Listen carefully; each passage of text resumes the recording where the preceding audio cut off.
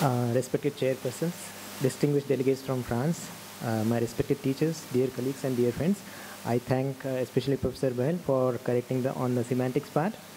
And it is an honor for me to be speaking as a part of this Indo-French Health Summit here today. As we all know, advances in healthcare and technology, they are very closely interlinked. So I shall be presenting a surgical perspective on how time and technology it has enabled significant change in the way we cardiac surgeons perform complex heart and vascular surgeries in the present day. Although a surgery or any procedure can never be totally non-invasive, yet the efforts are on to minimize the invasiveness of surgical procedures. And these subsequent few slides will show you how.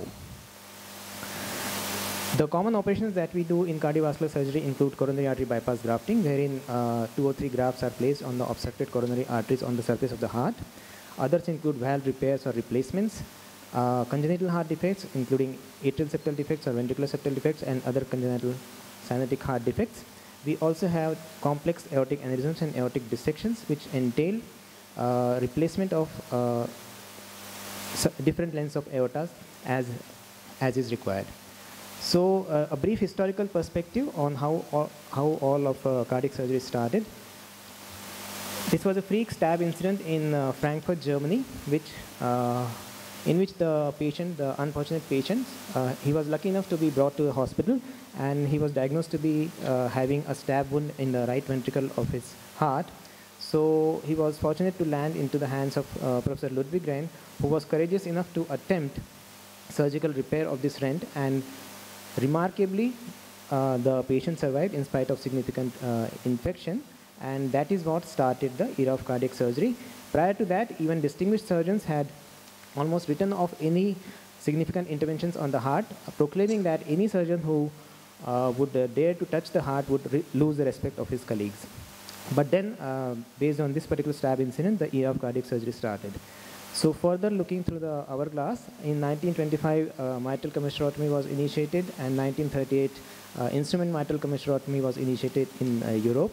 Other conditions that were put into the realm of cardiac surgery were Bell-Octave shunts, coarctation of aorta, and patent ductus arteriosus. Bypass machine was devised by Professor John Gibbon after 20 years of hard work, and that initiated a flurry of further developments in the field of cardiac surgery.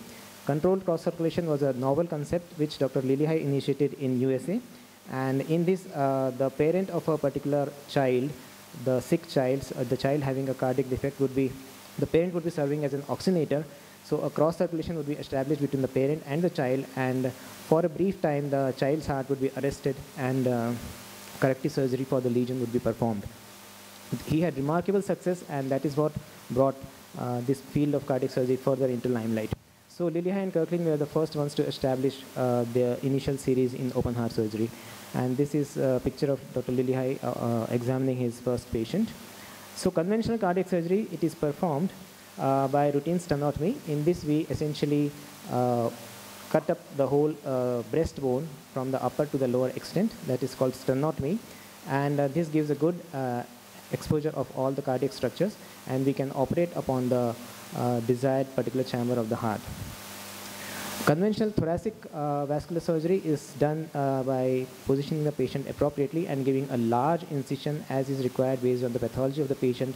But you can see here if the incision extends from the upper just lower to the left shoulder, almost up to the groin.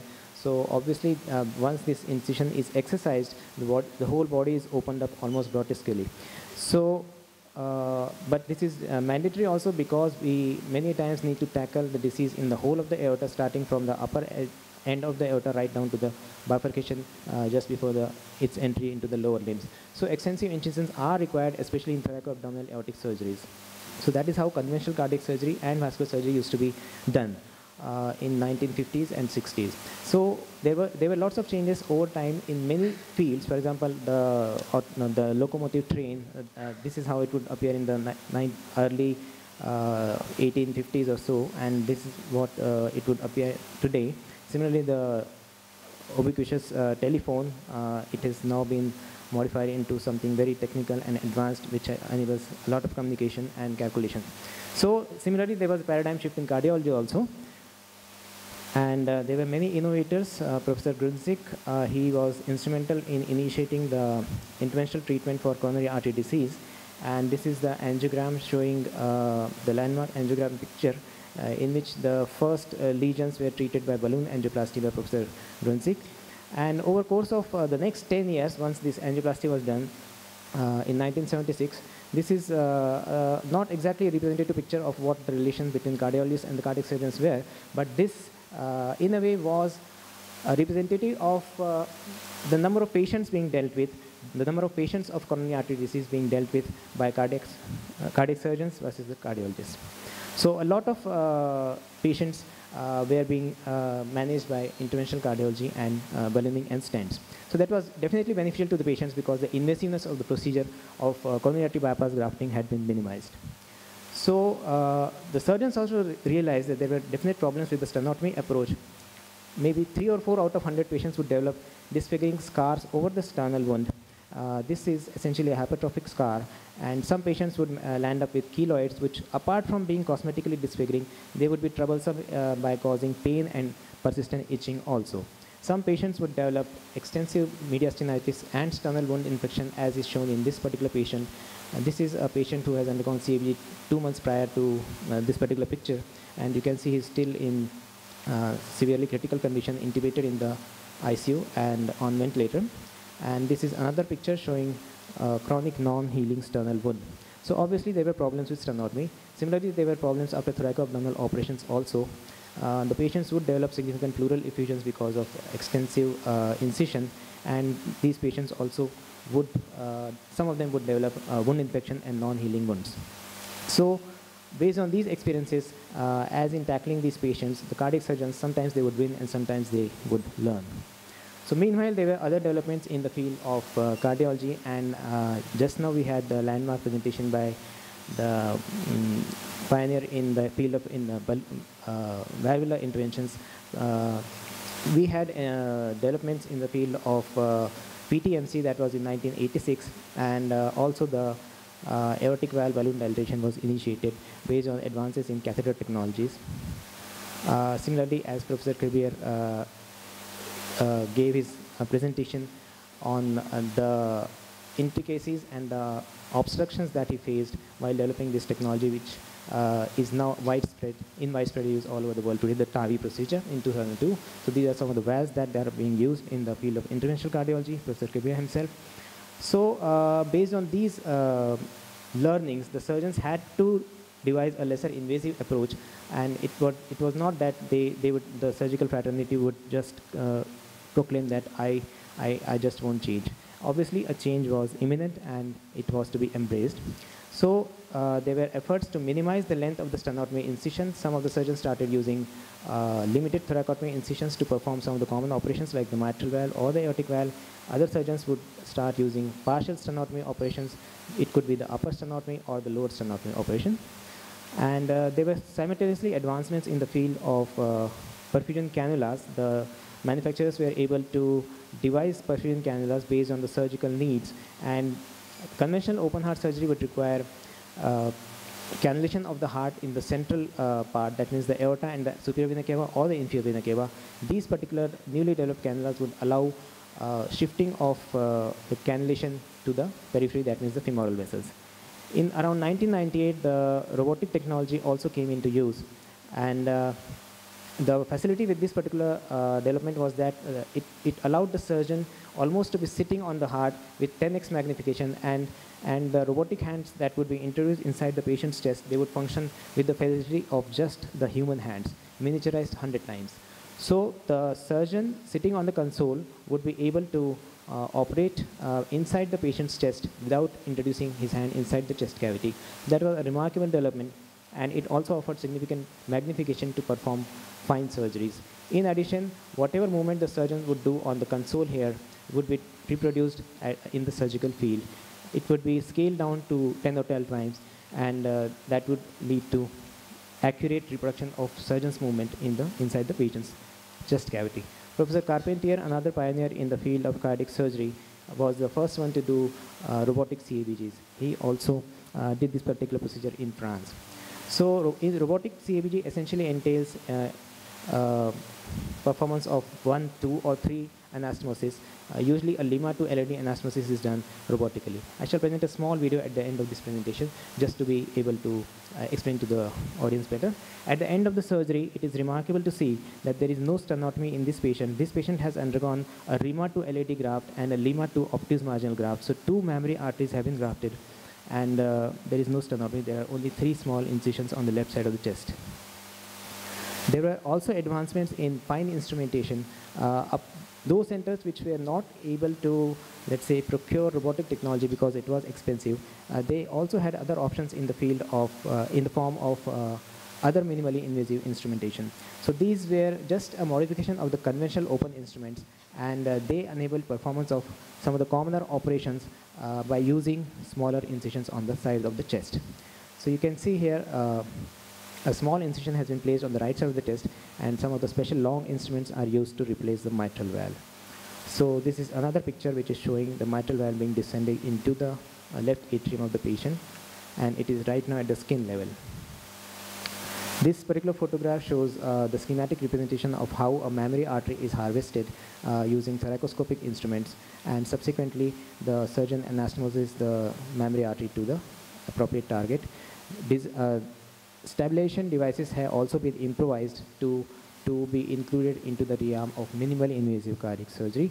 These are slight modifications of the conventional stabilization devices that are used in sternotomy patients.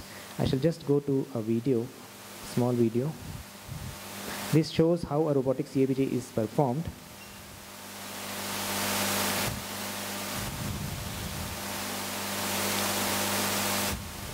Essentially, the incisions are marked on the chest and trocars are introduced.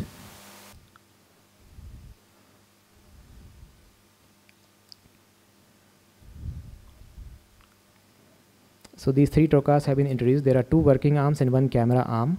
This is the robotic arm that is being introduced, and right now the mammary artery will be harvested. You can see this is the bulging mammary artery.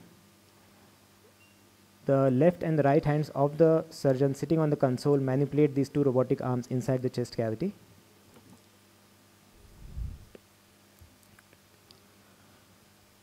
So the mammary artery is being harvested. You can see this white streak-like structure, that is the left internal mammary artery. So once that is harvested, we introduce a stabilizer from the lower end of the sternum through another small puncture hole. This is the harvested mammary artery, isolated, right? So a bulldog is introduced to clamp it so that it can be divided and then prepared for suturing.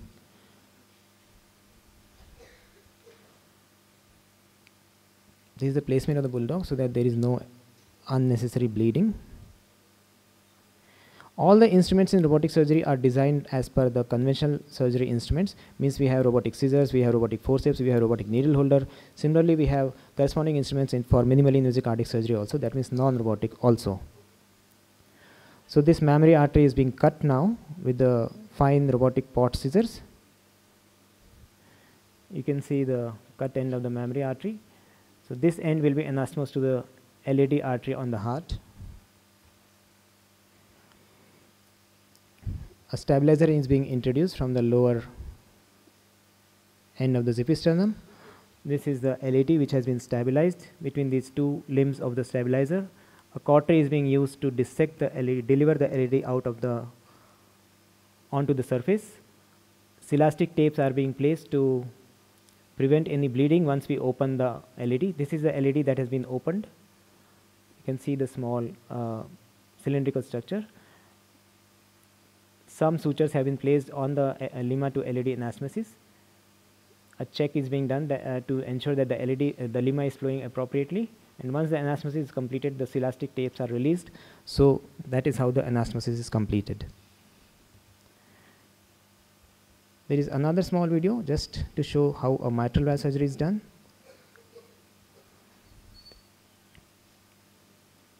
This is an echocardiogram showing significant mitral regurgitation. The pericardium is being cut with the robotic cautery. Cardiopulmonary bypass is instituted by using groin vessels, that means the femoral artery and the vein. The heart has been arrested after institution of cardioplegia. The left atrium has been opened. This is the mitral valve that is being visualized. As I said earlier, the visualization is so good that it feels like the surgeon is almost sitting on the mitral valve. So in this particular surgery, the caudal shortening is being done. Caudal elongation was the etiology behind the mitral regurgitation in this patient. So other procedures have been done, that like quadrangular resection of the posterior mitral leaflet, and the suture is being tied to shorten the chordae. Subsequently, we can check the on-table leakage, and finally a ring is being placed. These are all steps that are practiced in open cardiac surgery. Only thing, the approach has been changed, and robotic technology is used to do these things in using very small incisions. So the ring has been placed, and the sutures are tied.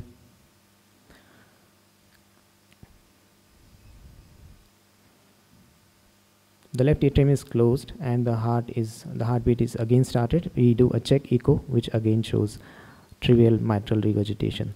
So that is how the robotic technology is used to perform some of the commoner operations. Not all patients are amenable to robotic technology, but definitely these small incisions, they lead to a big difference in patient outcome. Since we don't split the sternum, there are lesser chances of infection, there is minimal blood loss, and definitely less blood transfusion is required. And the patients usually don't develop lung infection or wound infection, which might be to the tune of 2 to 3% in open surgery, and patients recover to work much faster, and they can be back to work maybe in 15 days. So what is the scope of MICS today? Some selected patients undergoing CABG, atrial septal defect closures, mitral valve repairs and replacements, aortic valve repairs or replacements. We can also do redo aortic valve replacements, tricuspid valve surgery, myxoma excision is possible, and some of my colleague, Dr. Devguru, is applying this MICS technique to performance of Bentall operation and tetralogy of Fallot also. In aortic operations, as you see here, there is a big aneurysm in the thoracic part of the aorta, and if we have a thoracoabdominal aneurysm, we may need to have a big incision on the thoracoabdominal part.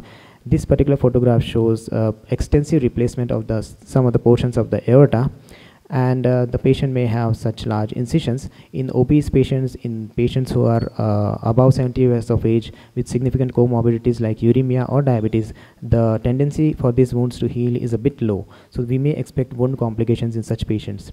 So if we have an alternative wherein we don't need such large incisions, obviously that would be a welcome change, and that is definitely available today in the form of endovascular stenting.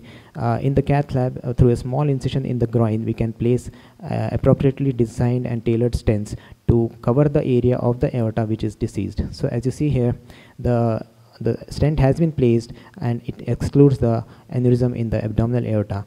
There are specially designed stents available which have Y limbs also to perfuse both the lower limb arteries.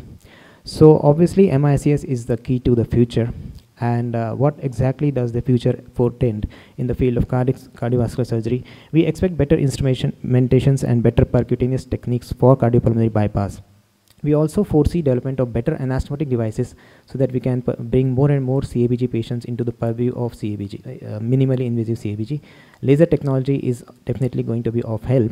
We may also expect developments of smaller robots, more cheaper robots. We already are seeing lots of hybrid operating rooms being constructed in many centers in our country also. So more and more patients are being tackled by heart teams, which includes input from both the cardiac surgical team and the cardiology. So many patients are benefiting with the use of these minimally invasive technologies. So as surgeons and as members of the heart team, it is important for all the members of the team to innovate. And one particular saying by a wise man was, the best way to predict the future is to create it. So we have a responsibility to keep innovating and keep bringing changes in our field. Thank you. Thank you, Milind, for taking us into the future of cardiac surgery and which way the cardiac surgery is heading.